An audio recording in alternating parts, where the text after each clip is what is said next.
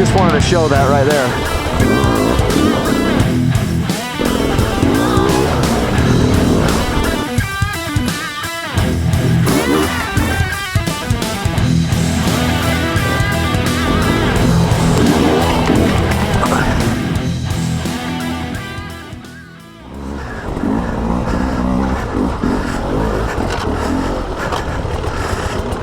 You guys hear the pegs dragging through there? That's right, it is getting real. And actually, this is about 45 minutes or an hour into the ride. Earlier or later in this video, I'll probably say I'm about half hour into it. According to the time code, I'm 45 minutes into the ride right now, which is typically where I start to say, hey, this is what I'm noticing, this is what I'm feeling. This is not the most technical stuff we had done so far. We started out with more technical stuff than this, and then we just started, kind of going onto the trail. But the stuff that I went through immediately was really quite technical, very precise wheel placement that you had to do. And so it was a good warm-up, slow warm-up to go on the bike. And if you guys have listened to my podcast, I've already released a podcast on this where I talk about the first 3.2 hours on the bike, which took basically, all day long to do that. This is the beginning part of the day when I still have more energy and I'm still a little bit more optimistic because we did some nasty enduro stuff by the end of the day, which was a super fun trail. I just felt like I was on the wrong bike by the end of the day. I'm going to go through and I've already started to reset some of the things up on this bike to drop the fork or pick the forks up, raise them up in the triple clamps to make it a little bit more nimble. I'm going to be working on the suspension because this Kayaba front fork is not, I repeat, is not valved correctly for this type of riding. It was too stiff, it was too harsh. Didn't matter how many clicks of compression we took out of this, didn't matter what I did with rebound, the forks were just simply too stiff for this type of off-road enduro style riding. Maybe great for out doing GNCC style stuff, and I'm sure it's great on a motocross track, but right now with this type of riding that you're seeing in front of your eyes, the forks are valved too stiff for this. So I'm going to continue to play with them, and I probably will end up getting them revalved, which is kind of sad because the last two betas that I had were fan-freaking-tastic, like the race edition, the 390 race edition. Those forks were incredible. They would have been amazing on this trail today. And the forks on the 200 RR, which is a standard edition, they would have been amazing on this trail today. So some mixed bag stuff here, but the bike is still going to be an awesome bike to get out and do the full review on it. So still excited about that. Got to fix some things because I've got the pipe tube bent. The pipe was jammed up into the radiator, where the radiator was then twisted so bad it was leaking.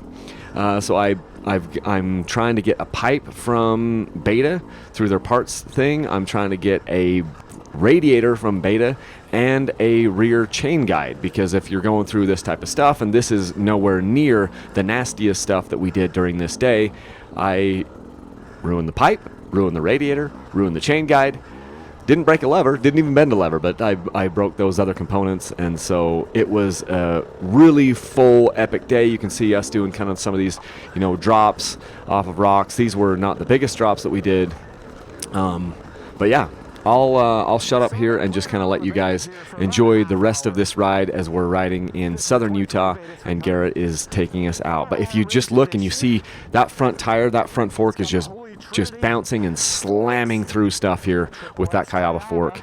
So probably gonna have to do some revalving because it was just harsh. You felt so much in your hands. I'll talk about the vibration on the bike in a few minutes, but I'll just let you guys kind of enjoy the riding right here and the stuff that we get into. Thanks, guys. A little clicker that you could just do with your finger. Now you have a flat blade screwdriver. That means you have to have a right angle screwdriver or something. So it's hard. Anyway, this is my 5th bike with these forks. Look at that, we're right on the edge of a cliff. 5th or 6th bike with the Kayaba forks. Obviously everyone is valved a little differently.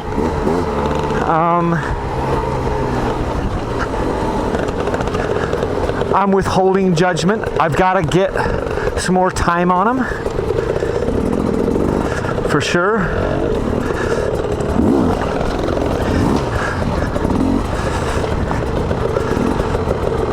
because look at this. Garrett's taking us right to the edge of the cliff here.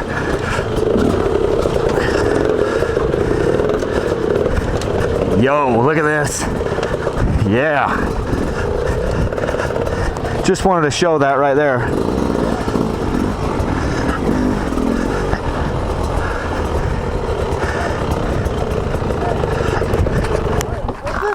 Yeah.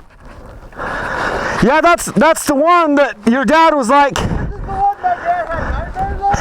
It's because I said 6 inches from certain death on the camera.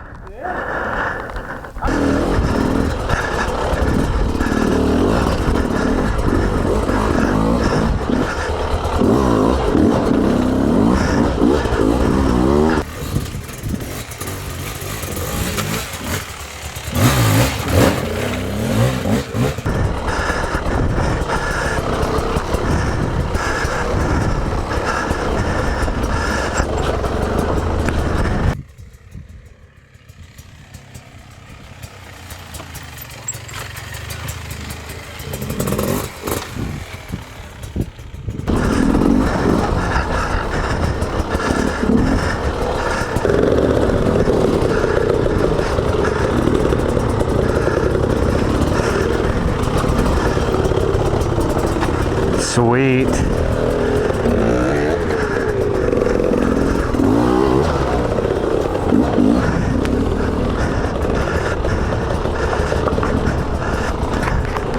That was sweet.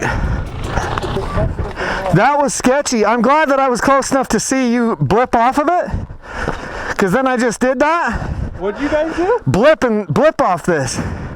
So I just saw him come to the edge, like the corner, and blip and hit the rock. And then I did scrape my peg just a teeny bit. Holy cow. Yeah. That's cool. What was I about to say? Oh yeah.